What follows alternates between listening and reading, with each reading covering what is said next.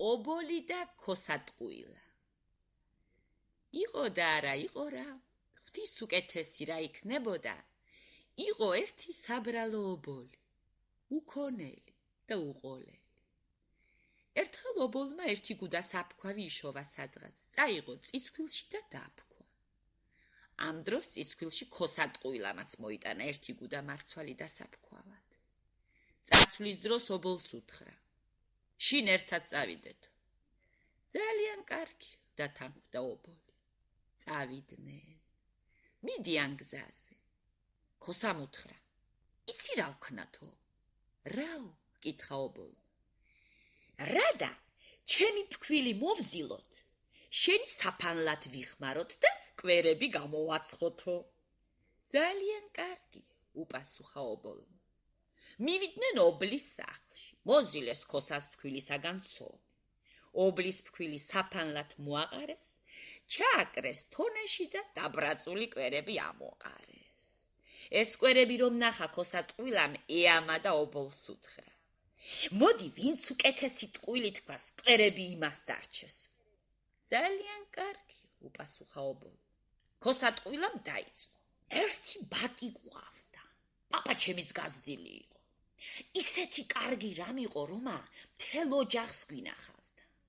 სახნავი იყო, სათიბი თუ მგზავრობა სულის დაგვავდა. მე ვჯდებოდი ზედ და ხან მინდორში დავაჭერებდი და ხან თებზე და ერთხელ საუბედუროდ ტყეში მივაჭენებდი, უცებ ვნახოთ ერთი მშიერი ტურა გადმომიხტა. ეცა ჩემ ბატს და გვერდი გამოაგლიჩა. წაიქცა ბატი და სულსალევდა. მე მაშინვე გონს მოვედი, მოვჭერი ხე, დავგრიხე წნელი, გაუკერე იმით გვერდი, წამოვახტუნე და გავაჭერე სახლისაკენო. აბა, ახლა შენი ჯერია, ობოლავ. ობოლმა დაიწყო. მამა ჩემს 100 ძირი ფუტკარი ედგა. მუდამ დღეუვლიდა და თვლიდა. ერთხელ ერთიც ნახოთ დაითვალა ფუტკრები, მოიკითხა და ერთი არ დააკლდა სათვალავში. მაშინვე აქეთ ვეძებეთ, იქით ვეძებეთ და ბოლოს ვიპოვეთ. თურმე ფეხი მოსტეხოდა და ზღვის გაღმა დარჩენილიყო. ვიღაც ავაზაკებს მოესწროთ, დაეჭირათ, წაეყვანათ, შეებათ გუთანში და ახვნევინებდნენ. მამა ჩემა რომ ნახა, ძალიან გაჯავრდა. ვინ მოგცათ, ეს ჩემი ფუტკარიო? ისინი ვარზე შედგნენ, ჩვენიაო. აი იქით, აი აქეთ, გახდა ერთი ორომტრიალი. ბოლოს მოავლო მამა ჩემა ყურზე ხელი და დაეზიდა წამოსაყვანად. ამ დროს მოსწყდა კისერი ფუტკარს და თავი ხელში არ შერჩა. მაშინვე ამოიღო მამა ჩემა ჯიბიდან ნიგოზი, მოუსვა კისერზე ფუტკარს და მოაბა თავი.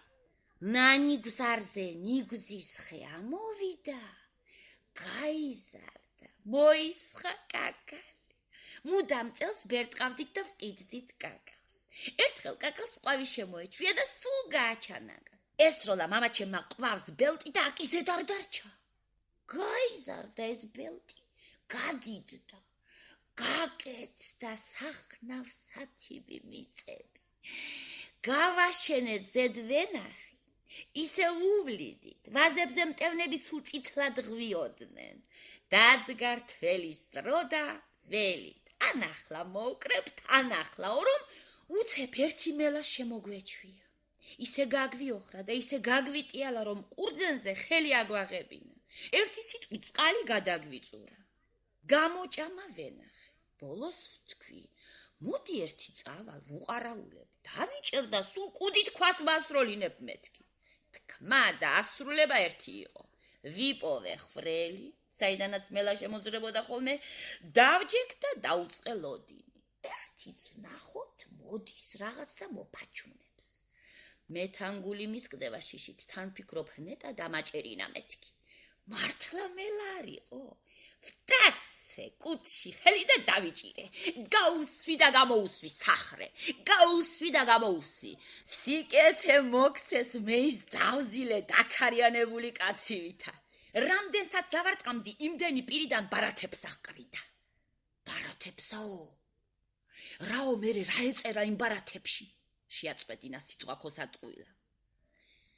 რაოდა ობოლს კვერი და ქოსატყვილას თხის კუდიო. დარჩა კვერები ობო.